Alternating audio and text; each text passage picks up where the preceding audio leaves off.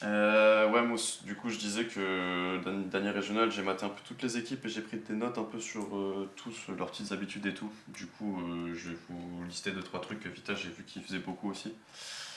Parce que c'est toujours bien d'avoir ça en tête. Et après, on reparle vite fait de ce que nous, on veut mettre en place correctement là, sur ces matchs-là. Du coup, la plupart du temps, si leur père il n'a pas de solution individuelle, bon, forcément ils vont chercher des passes sur les teammates. C'est la même logique que ce qu'on a essayé nous de mettre en place, hein. Si on peut pas y aller solo, on a fait en sorte d'avoir un joueur écarté pour pouvoir proposer des solutions. Zen très dangereux individuellement, il propose énormément de solutions devant, notamment après avoir commit, ça rejoue très souvent sur lui. Je prends un exemple, il commençait un dribble depuis le milieu de terrain, finalement il se fait dunk ou je sais pas quoi, et la balle repart par exemple à fond sur Monkey Moon qui était derrière en backup. Très souvent, si Zen il atterrit sur le backboard chez nous, etc., Monkey Moon ou que ce soit exotique, ils vont chercher à rejouer directement sur lui pour déjà l'éviter de commit, et en plus parce qu'il a la capacité individuelle de récupérer ces balles là et quand même il réussir à les mettre au fond. Donc faut faire gaffe à Zen, même quand il s'élimine en commit, il reste toujours une potentielle solution dans notre camp. Ensuite, en milieu de terrain, ils font énormément de mind game. Justement, ça c'est un truc qui colle bien avec ce que nous on a vu hier sur les 50-50, etc. Ils sont, je dirais pas lents parce qu'ils savent l'exécuter de manière rapide, mais ils vont beaucoup essayer de juste, s'ils peuvent prendre des fakes parce qu'ils voient que vous êtes en retard, etc., et qu'on se précipite pour rattraper le retard qu'on a sur l'action, ils vont énormément essayer de mind game. Des fakes, partir dans une direction et en fait ils contrôlent, orienter, ils partent dans l'autre sens, etc. Donc pareil, tout ce qui est milieu de terrain, faites attention à pas trop vous précipiter non plus. Ils favorisent énormément les 50-50 s'ils sont pas sûrs de passer le joueur. Ça, c'est typiquement ce que nous on a relevé hier et qu'on veut mettre en place aussi. Sinon, petit point sur Exotic, quand il a des tirs possibles, j'ai remarqué que ça arrivait plusieurs fois. Il aime beaucoup servir des poteaux de la crossbar, ou même globalement, quand je dis poteau, pas forcément un poteau avec un rebond de mort, mais proche sur le backboard, sur les côtés du but. Quand il n'y a pas de solution directe pour tirer. Je vous prends un exemple, vous êtes deux en défense sur le but, bien placés pour couvrir globalement tout le but, et qu'il le voit, il va préférer tenter, faire semblant qu'il va tirer directement dans le but, pour en fait tirer très proche à côté, et pour jouer un play en deux temps. Donc pareil, être attentif à ça. Il faut absolument qu'on n'ait pas les deux joueurs du coup qui committent sur la save, sinon derrière on va se faire bouffer, ce sera open. Et ils font énormément d'actions en l'air où le P1 il fake pour que le P2 ensuite derrière allume les cages. Ça globalement c'est aussi la méta de fake en P1 quand on est en l'air et qu'on peut pas aller solo au bout. Donc pareil, restez vigilants sur ça. Sinon nous sur quoi on va essayer de se concentrer, c'est les points qu'on a vus hier. Globalement la rota c'est ce qu'on a mis en place depuis 2 semaines, donc continuer de le faire. On voit bien que quand on fait des rotas dans le bon sens et qu'on a un bon placement défensif derrière, c'est beaucoup plus simple de jouer une bonne défense et de pouvoir relancer en gardant la possession, pas juste devoir taper dans la balle pour sortir de la merde et au final on revend la balle. Et puis voilà, prenez votre temps et privilégiez les 50 quand vraiment vous n'êtes pas sûr de passer l'adversaire à 100% et que vous n'avez pas eu 2 ou 3 secondes pour setup correctement votre balle, et là vous sentez que vous pouvez partir sur un dribble. Si vraiment on est sur des timings trop serrés, on se prend pas la tête, on call le 50, on essaye de call vers où de préférence il va partir, et on prend pas de risque. On fait en sorte de favoriser la possession de la balle.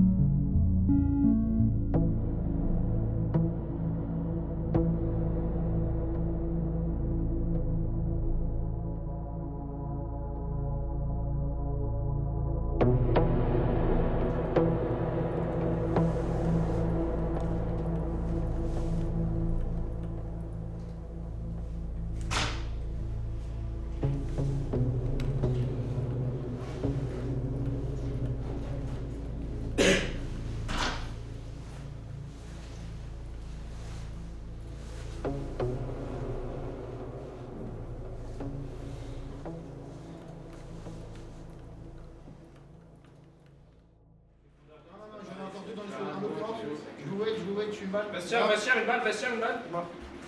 Point, il est derrière la baignoire, il a pris des balles. Ça pêche. Sortez-le avec les connards. Lilo, il va écouter grand. Moi, il est mort. Dressing. Ouais, faut. Fais un. Bon, il passe. Je le sors. J'ai vu sur la planche. Le nade. Je donne un top bed, un bas piano. Sur le point. Il y en a top. Une balle top bed. Allez, go. Blanc, top. Top, j'arrive. J'ai pas. Top, il est mort.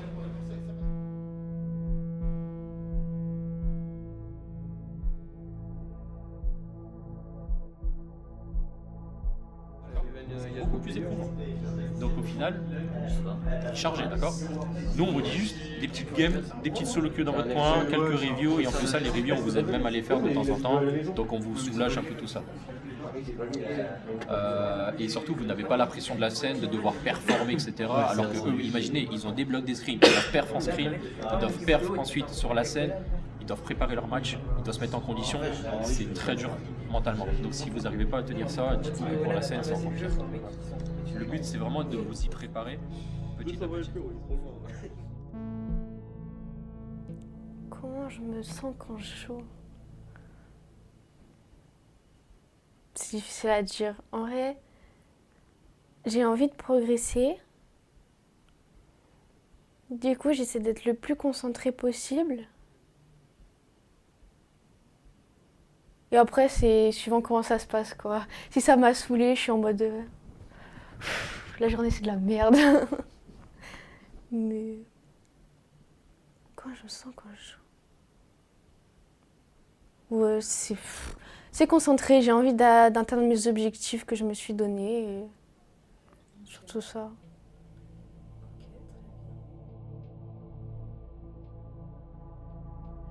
Frérot, tu vas partir en Amérique, toi? Bien sûr, je vais partir en Amérique. Non, mais il y a des trucs que tu sais pas du tout, gros. Le jour où tu le sais, tu exploses ton crâne si ça se fait. C'est terrible de faire autant de teasers que ça avec le regarder. Non, mais gros, tu vois, c'est de quoi il faut dire. Si ça se fait, Coco, gros, je te jure, vraiment, je vais courir dans tout péage.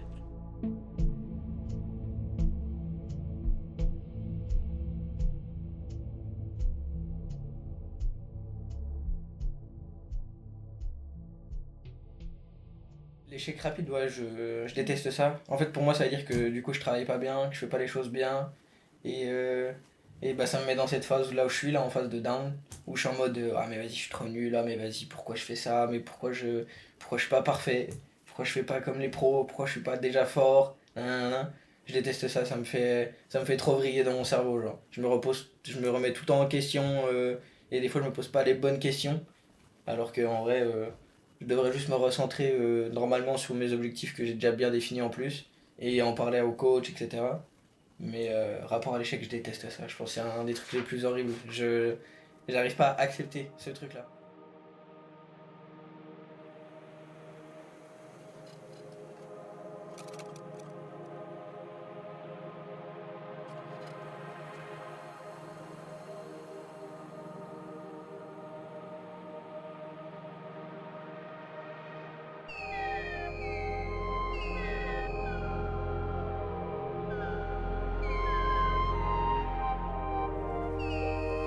Bah moi j'ai un peu peur là. Là c'est moi qui joue trop safe. En fait j'ai pas vu le maître Yi utiliser son Q. Du coup je suis en mode j'ai pas envie de gagner. Et il me semble pas que j'ai ma Valkyrie.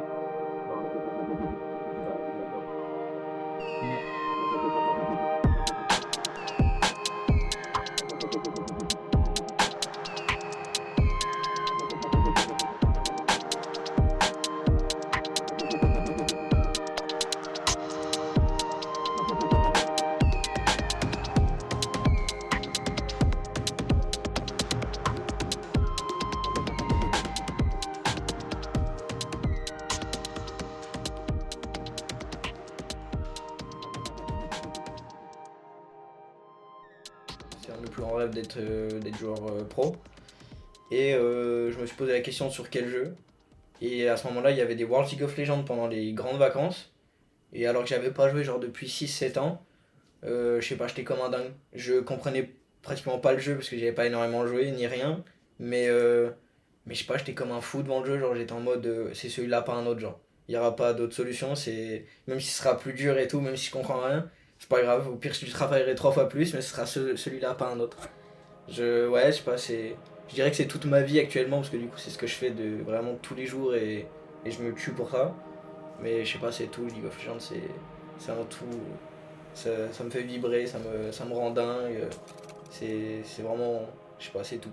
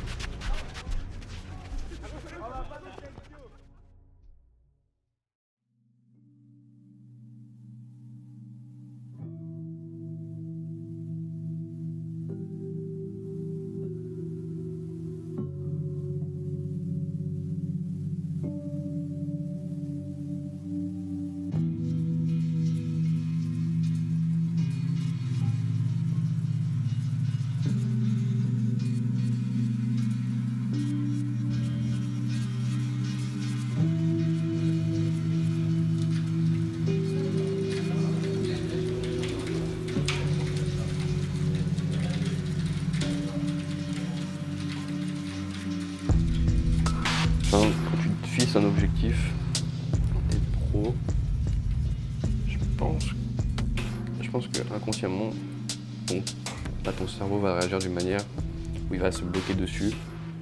Ça va te créer cette peur de te dire ok, mais si je suis pas pro, en fait c'est énormément ça que j'ai peur, c'est si je suis pas pro, je fais quoi après? Parce qu'en vrai j'ai quand même donné énormément de temps et d'énergie, de tout en fait pour ça. En fait, genre, c'est vrai que j'ai énormément peur de pas réussir à ce que je veux faire et de pas être pro à la fin, tu vois. Et ça sera un échec de fou de me dire t'as passé autant de temps. Enfin, je serais à la fois content de me dire ok, t'as fait ce que tu aimes, mais je serais à la fois énormément triste et déçu de moi, tu vois, de pas avoir réussi à avoir atteint mon objectif et de pas être pro. Donc en fait, c'est vrai que les soirs, surtout les soirs, où mode la peur elle revient énormément et je cogite énormément. Et du coup, au final, ça me travaille de fou. Parce que du coup, je me dis, ouais, mais si t'es pas pro, tu fais quoi après?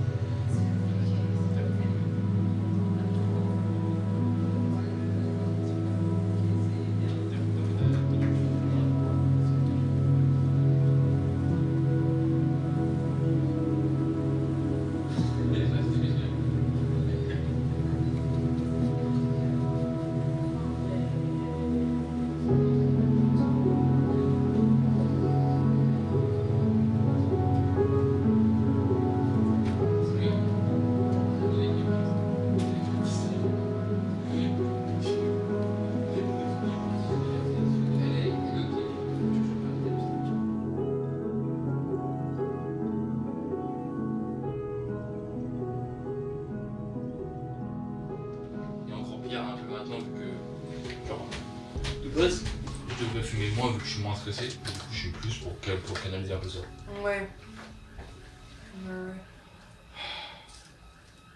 Mais t'es pas nerveux non plus. Ça a changé, hein, parce que l'année dernière j'ai quand même fait 6 souris. 6 quoi? J'ai cassé 6 souris l'année dernière, pourtant ma première année. Ouais. Il y a des souris qui voulaient dans toute la salle. C'est fou. Des fois on retrouvait des morceaux, des fois les femmes de ménage elles retrouvaient des morceaux de souris au fond de la salle. Elles reposaient les souris 4 des fois. L'année dernière, je sais pas si j'ai une photo, faut que je regarde, mais sur mon bureau j'avais 3 souris roses, elles avaient plus de boutons. Et à la fin, du coup, je faisais quoi, les casser?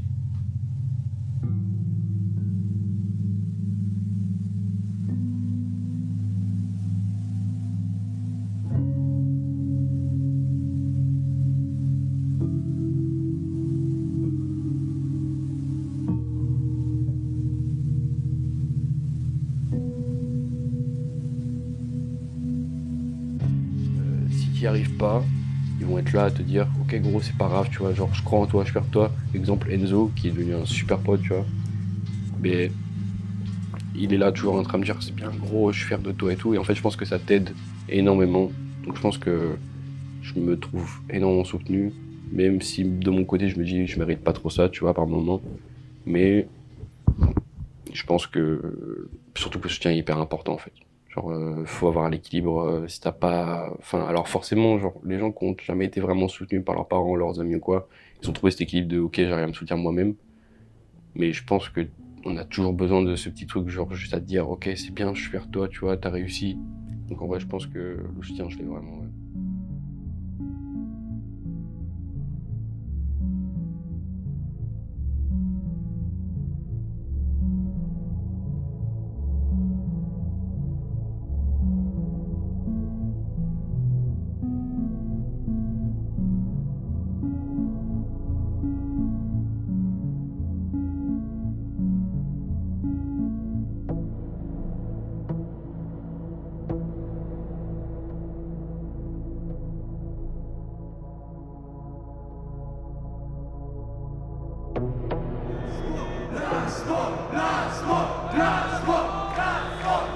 Le japonais, ce gars-là finit en 22-10, MVP clairement de cette finale. Du bruit, encore une fois, pour l'ASMO.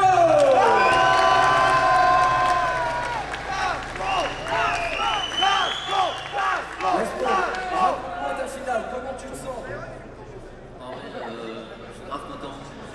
Merci à mes teammates, c'est incroyable, j'ai vraiment kiffé, c'était incroyable. On peut l'applaudir une dernière fois.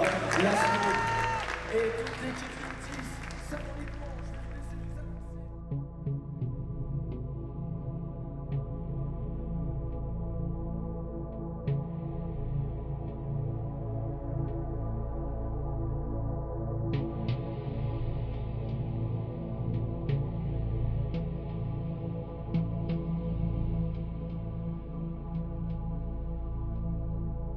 Thank you.